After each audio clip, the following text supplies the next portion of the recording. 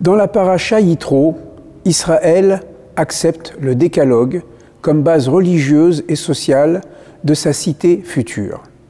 Dans la paracha Mishpatim, Israël reçoit les premiers éléments des lois civiles, les Mishpatim, qui seront développés par une jurisprudence pointue, notamment dans la 4e partie des 6 ordres de la Mishnah, nommée Seder Nezikim, l'ordre des préjudices et des réparations. À partir de la paracha Trouma, nous découvrons toutes les lois relatives à la construction du temple portatif du désert, le Mishkan, lieu de la résidence divine, ainsi que les prescriptions concernant la conduite des prêtres, les Kohanim, dont la figure fondatrice reste celle d'Aaron, le frère aîné de Moïse. Ainsi, au pied du Sinaï, Israël est-il prêt à commencer sa marche dans le désert vers la terre promise, la terre jurée à Abraham, Isaac et Jacob. Chaque tribu des 13 tribus, en considérant la tribu de Joseph divisée en Éphraïm et Manassé, connaît sa place selon la rose des vents, 3 au nord, 3 au sud, 3 à l'est et 3 à l'ouest. Juda ouvrira la marche, Dan clôturera le mouvement, chaque tribu sous son drapeau. Quant à la tribu de Lévi, consacrée à Dieu depuis sa fidélité totale envers l'Éternel au moment de la faute du veau d'or, elle aura charge de porter les éléments du sanctuaire durant le déplacement du peuple. Ainsi, arrivons-nous au début de notre paracha Nasso. Celle-ci nous annonce que Moïse devra dénombrer les 3 familles principales descendantes de Lévi, Gershon, Kehat et Merari. Au cœur des tribus, les Lévites représentent autant les gardiens du patrimoine cultuel que les enseignants. Le nom Lévi, d'ailleurs, se réfère à cette double vocation puisqu'il évoque l'accompagnant.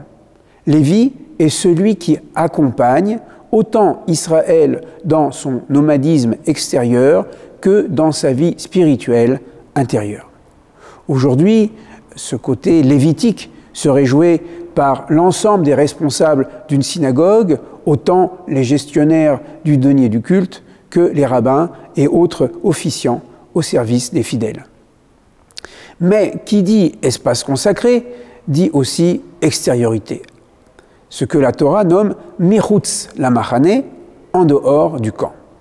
Si l'espace du temple, l'espace de la synagogue, peut idéalement représenter le lieu de la paix collective, où le riche et le pauvre se côtoient, où l'érudit peut s'asseoir à côté de l'ignorant, où l'homme, la femme, le jeune et l'ancien peuvent prier ensemble, l'extérieur du temple, l'extérieur de la synagogue apparaît le plus souvent comme le lieu des confrontations, des luttes et des exclusions.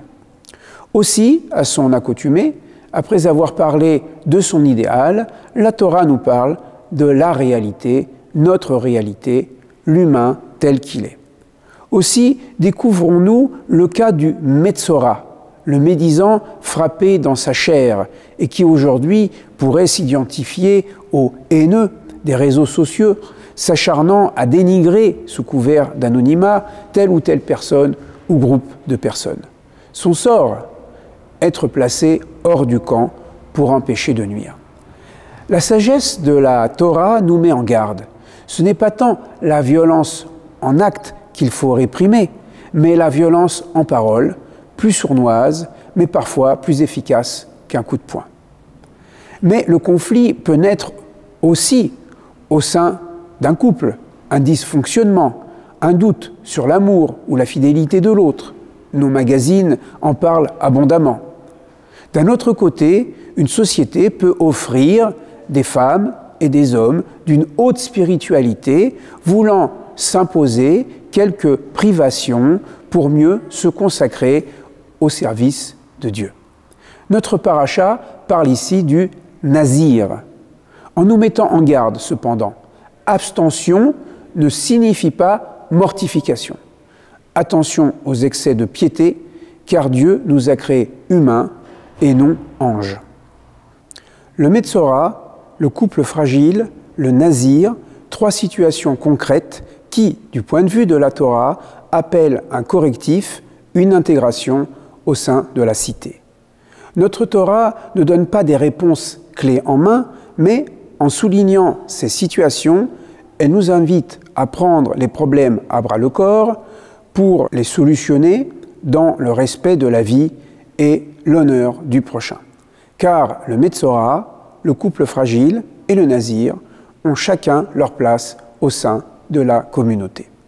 C'est alors que pourront pleinement se concrétiser les bénédictions divines à travers la Birkat Kohanim, la bénédiction des prêtres, qui constitue le cœur de notre paracha. Que l'Éternel nous bénisse pour ce Shabbat et pour une longue vie de santé et de joie. Shabbat Shalom.